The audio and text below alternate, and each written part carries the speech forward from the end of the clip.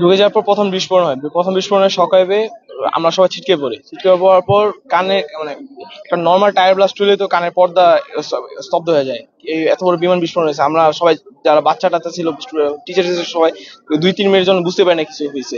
2-3 minute পর যখন আমরা দাঁড়াই, কিছুক্ষণ পর থেকে আবার একটা বিস্ফোরণ হয় যে ফিউল ট্যাঙ্কের মধ্যে। ফিউল ট্যাঙ্কের বিস্ফোরণ হওয়ার আগুন চতুর্দিকে ছড়ায় পড়ে। ছড়ায় পড়ার পর কিছুক্ষণ পর আস্তে করে সামান্য একটা বিস্ফোরণ হয়, এটা সম্ভবত অক্সিজেন সিলিন্ডারের বিস্ফোরণ। ওটা হওয়ার পর আগুনটা এত ভয়ঙ্কর রূপ রূপ নেয়, বলার মতো না। আগুনের টেম্পারেচারে ধারের কাছে যাওয়া যেতেছিল না, ওখানে যে কি হচ্ছিল ওইটাও দেখা যাচ্ছিল না, ধোয়া, আগুনের টেম্পারেচারে।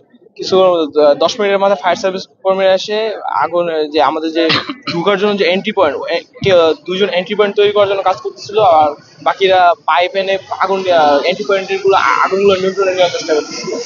এই শিক্ষার্থী ক্লাস 1 থেকে 2 হবে সম্ভবত, একদম বাচ্চা, ওদের পুরো বডি ব্লাস্ট হয়ে যায়।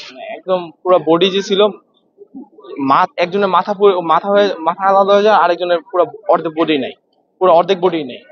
ওদের বডিগুলো একটা সাইডে কোণার মধ্যে পড়েছিল। আর এন্ট্রি পয়েন্টের ভিতরে 7 থেকে 8টা বডি পড়েছিল। এন্ট্রি পয়েন্ট ভিতরে তো সব বুঝতেছেন। না না, আমি ভিতরে যখন ফায়ার সার্ভিস ভিতরে ঢুকি, সবাই তখন পুড়তেছিল। ফায়ার সার্ভিসের কর্মীরা যারা মারা গেছে ওদেরকে উদ্ধার করার থেকে বেশি যারা বেঁচে ছিল ওদেরকে বের করার চেষ্টা করেছে, কারণ তারা অলরেডি ডেড। তোমার পরবর্তীতে ওরা কয়লা হয়ে গেছে একদম, মানে টেম্পারেচার এখানে মিনিমাম 1500 থেকে 1700 ডিগ্রি সেলসিয়াস তাপমাত্রা ছিল। তারপর জেট বিমানের ফিউলের ভিতরে ফিউলের টেম্পারেচার, আগুনের তীব্রতা সামান্য যে পেট্রোল অকটেন এগুলোতে তো অনেক বেশি। টেম্পারেচার এত বেশি ছিল যে আমরা সে ধারের কাছে যাব, যে ধারের কাছে গেলেই আমাদের বডির চুল, কারো কারো চুল পুড়ে গেছে, হয়েছে, যারা চুলের মধ্যে পানি নিয়ে ঢুকছে। এই যে এই মাঠে ছিলাম, এই যে বিস্ফোরণের সময় মাঠেই ছিলাম, মাঠে বসে বসে সফট ড্রিঙ্ক খেতেছিলাম, খাবার খেয়ে সফট ড্রিঙ্ক খেতেছিলাম। হ্যাঁ, ভিতরে ঢুকে যায়। ভিতরে প্রথম প্রথম 7 মিনিট কিছু করার মতো অবস্থা ছিল না। কানের পর্দা, চোখ টোক পুরো একদম অবশ্যই গেছিল, ব্রেন কাজ করতেছিল না একদম। ফায়ার সার্ভিস এসে যখন আগুন নিয়ন্ত্রণ নেওয়ার চেষ্টা করে, নিয়ন্ত্রণ করার পর আমাদের সংখ্যা কম ছিল, আমাদের মাইস্টুডেন্ট যে স্টুডেন্ট ছিল ওদের বডিদের মধ্যে পুরো বডি ভিজিয়ে দিয়ে আমাদের ভিতর ঢুকার জন্য প্রস্তুত করে আমরা, ওনারা আগুন নিভাচ্ছিল আর দরজার মধ্যে পানি ঢালতেছিল, আমরা দরজা ভেঙে ভেঙে ঢুকতেছিলাম। ঢুকে একটা বাচ্চাও কাঁদতেছিল না, সব শকের মধ্যে ছিল। মানে আমরা বাইরে ছিলাম, বাইরে থেকে শকে 7 মিনিট যাবত স্তব্ধ ছিলাম। ওরা ভিতরে বিস্ফোরণ হয়েছে, ওরা তো একদম সেন্সলেস অবস্থায়।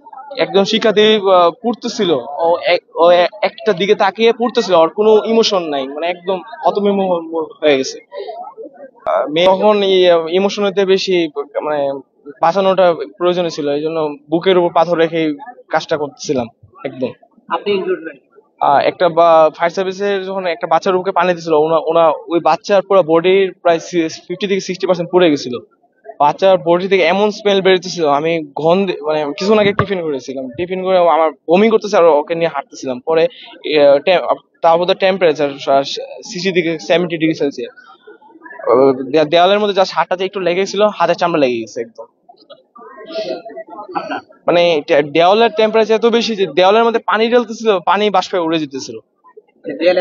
এত হিট, মানে দেয়ালই আসলে আগুন ছিল, এমন অবস্থা। 8 থেকে 9 মিনিট, অনেক দ্রুতই এসেছিল।